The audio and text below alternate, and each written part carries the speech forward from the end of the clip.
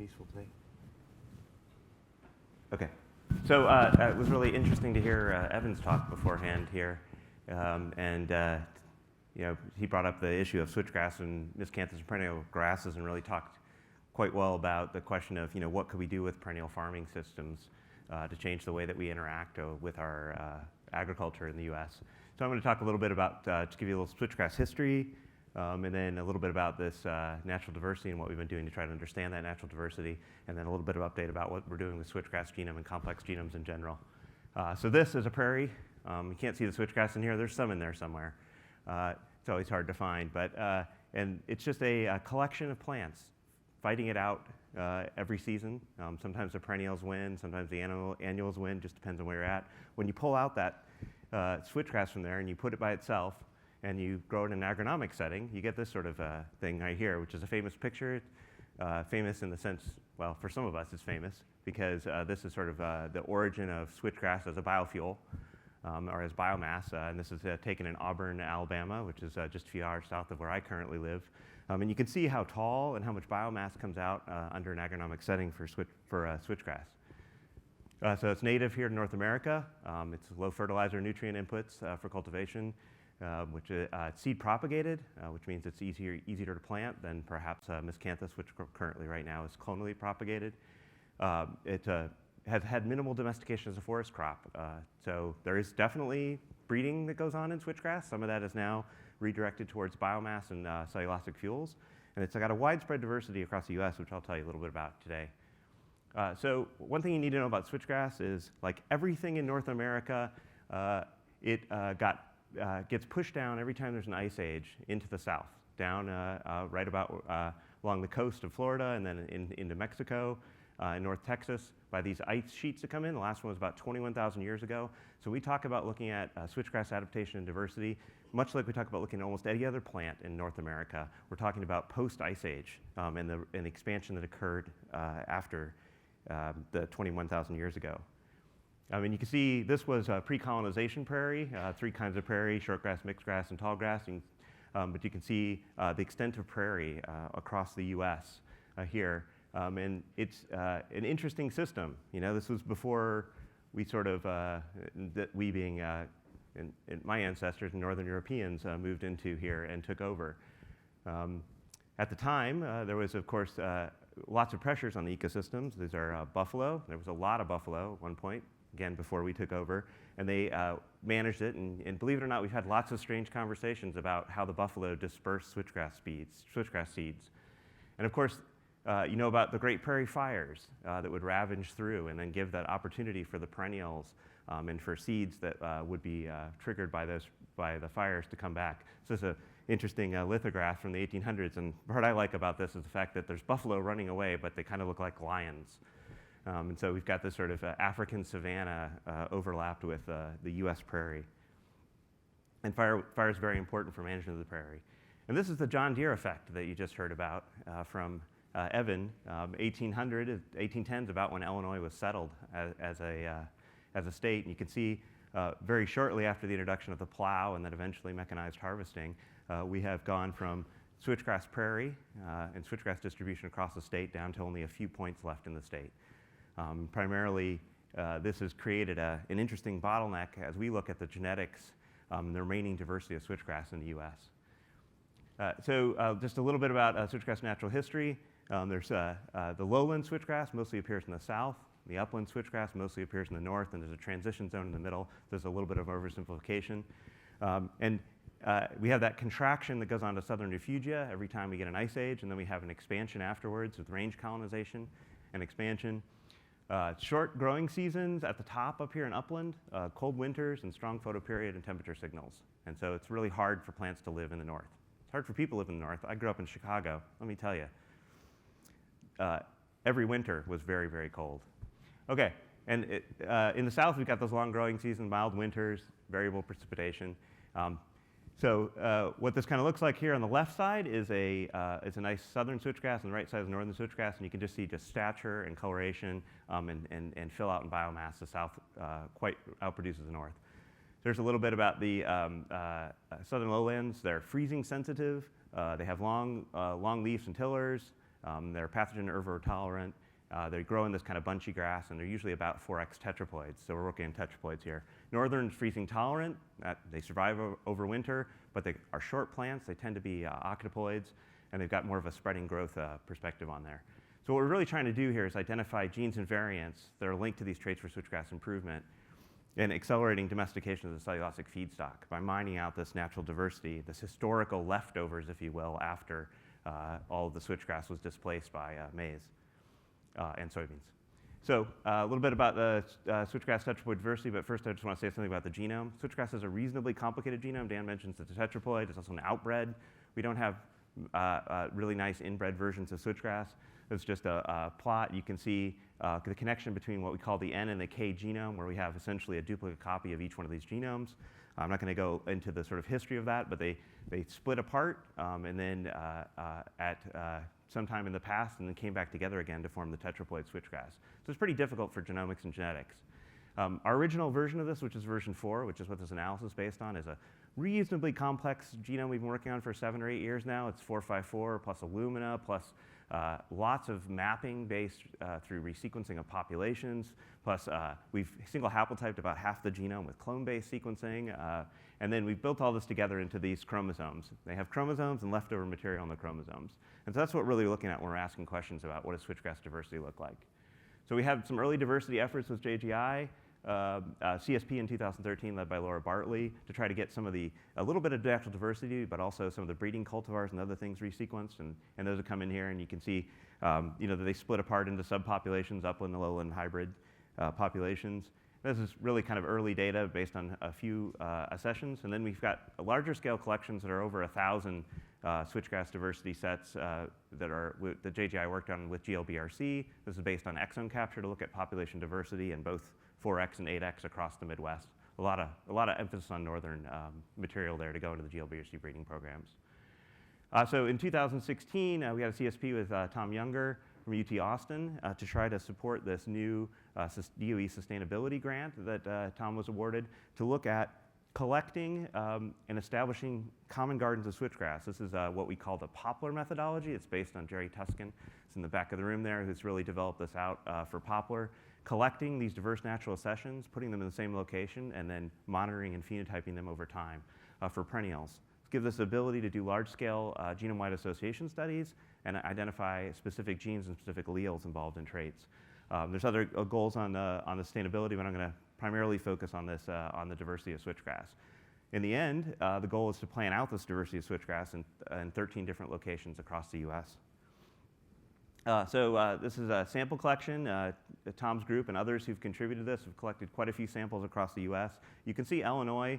There's not a lot of samples from Illinois, which always saddens me. And that's because that middle part of Illinois that Evan showed from the plane is that it's really hard to find leftover switchgrass in the middle of that, those corn and soybean fields.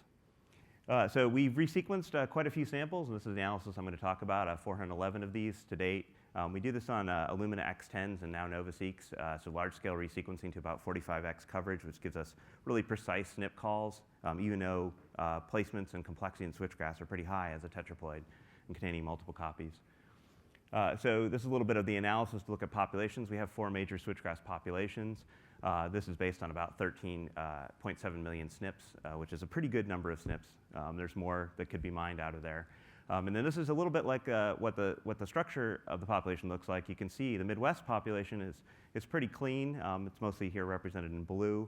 And then East Coast population in red, and Texas here in brown. You can see there's admixture in some Texas population. And then the other population that I'm currently calling Mardi Gras because it's March is a yellow population here.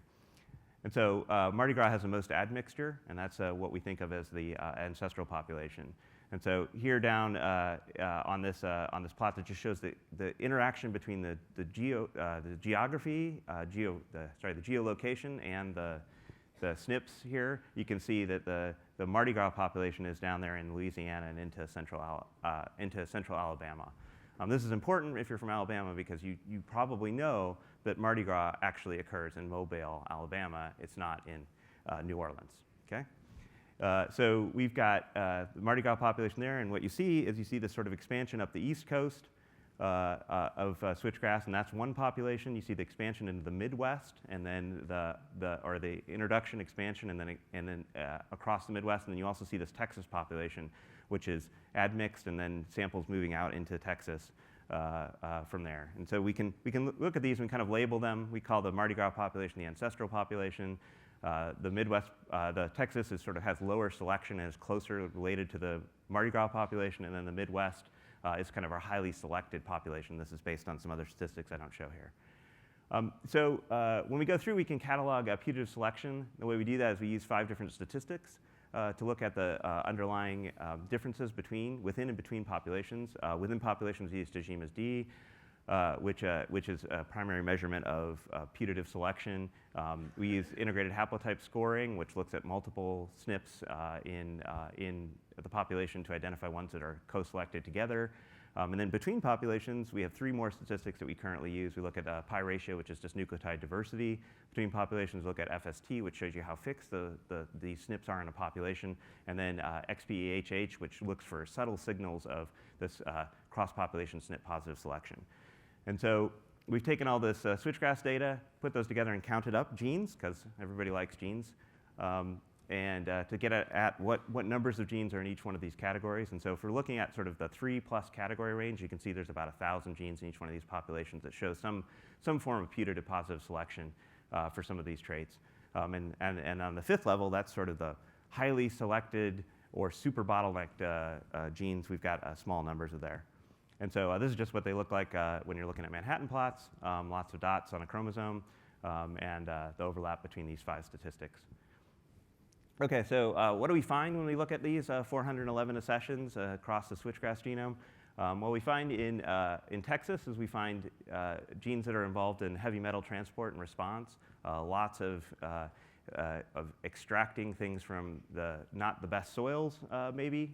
These are really struggling plants as they move into Texas and into the desert in Texas. Sexual reproduction, and then also pollen exon formation and pollen development, where the increased desiccation is important for seed transfer. In the Midwest, we have quite a few genes related to circadian rhythm in response to light. These plants have to change their photoperiod as they move up. Relatively, the population changes. The individual plants do not change their photoperiod. The population changes as it moves further north. Response to osmotic stress development, and then also lots of meristem-related genes, which are of interest, of course, because what we're looking for genes that relate to plant growth and biomass accumulation.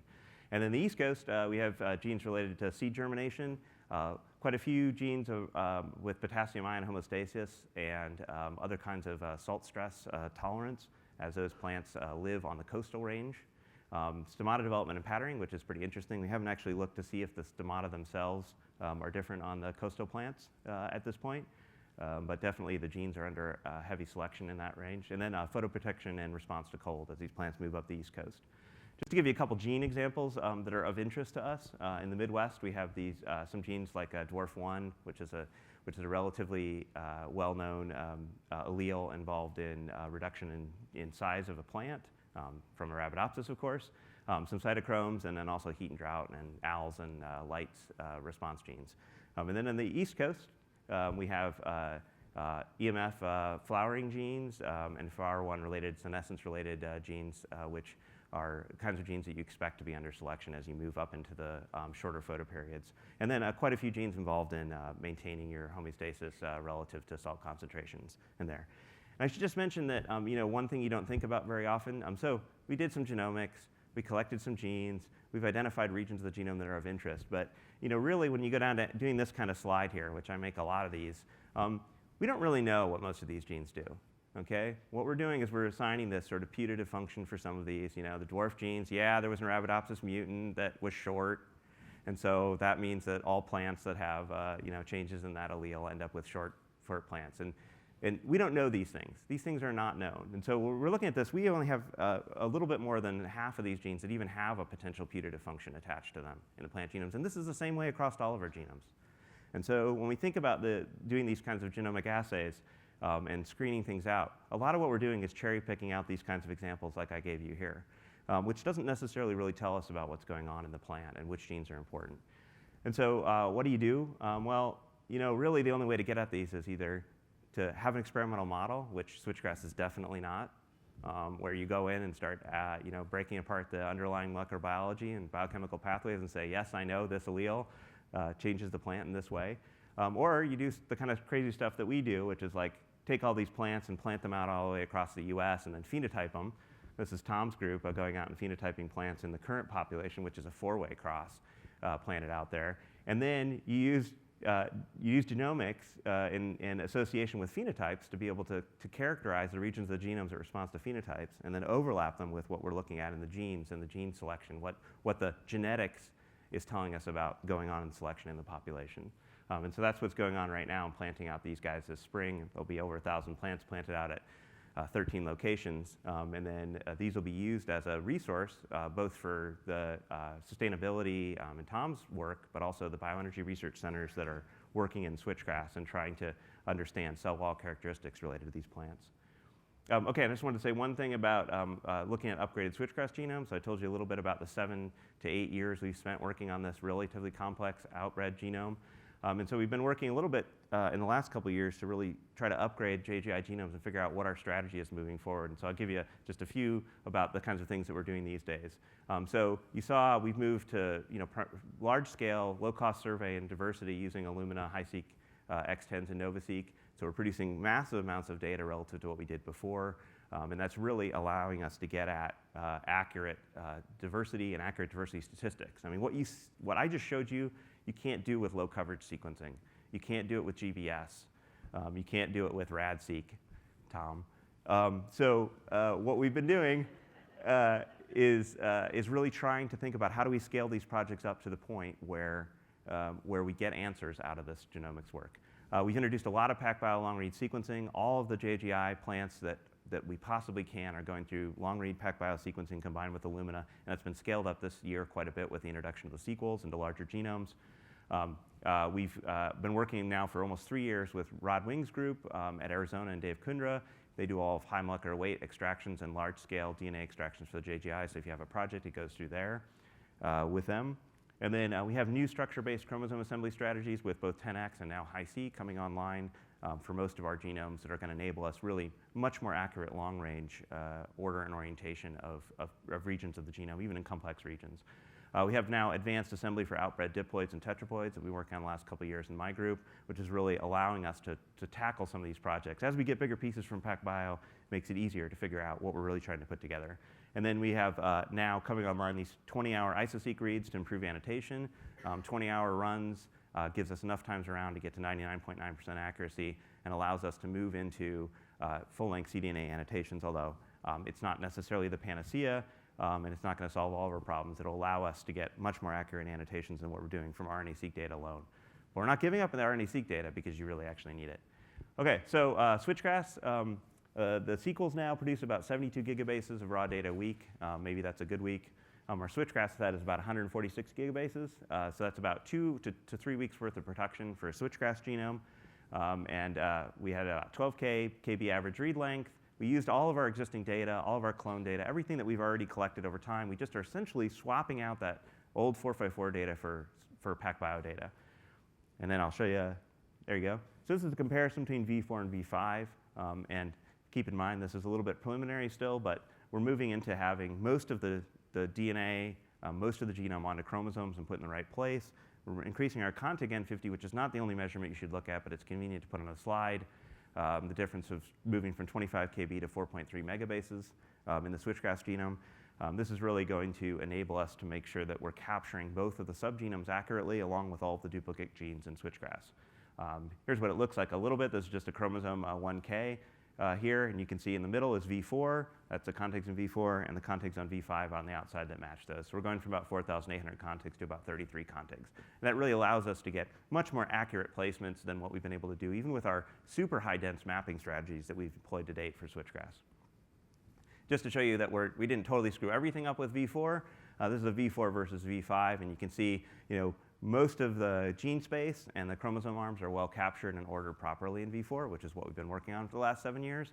But you can see that primarily where we're making huge inroads is this paracentromeric region in the middle of this graph, where we're now putting it back into the right order again in orientation. That's important. There are genes in it. It's also important because we're starting to see structures, new structures in these plant genomes we haven't been able to see before, or at least we haven't seen since the days of Sanger when we used to deploy that for plant genomes. So what can you do with chance of the JGI? So there's two opportunities. There's a large-scale proposal and a new investigator proposal. The large-scale proposal, you can mine large plant diversity with resequencing and phenotyping, just like I'm showing here. We do several different projects around many different organisms. It's not just switchgrass. Detailed biological response time courses with RNA-seq. You heard a little bit about Cal and Coe and ice plant. New DOE-relevant genomes. We do have new genomes. We don't just sequence the same genome over and over again. I know sometimes it seems like it. You'll see that a lot. You know, we are expanding into large-scale plant pan-genomes for things like sorghum and switchgrass, but you know, targeted functional and metabolomic data, which you haven't heard very much about in this session, but I think if you were next door, you would have heard more about it. That's available. And then looking at things like developing mutant resources and really tracking down individual genes that are associated with individual effects on the plant.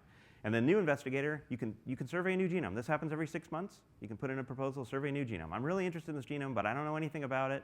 I'd like to collect some preliminary data to make this more successful. Resequence a small number of plants that have a known reference, and then also propose this small-scale RNA-seq comparisons to get at some of the questions about, is this the right time course? Am I looking at the right stages in a plant? And you can propose these. It'd be great to work with you.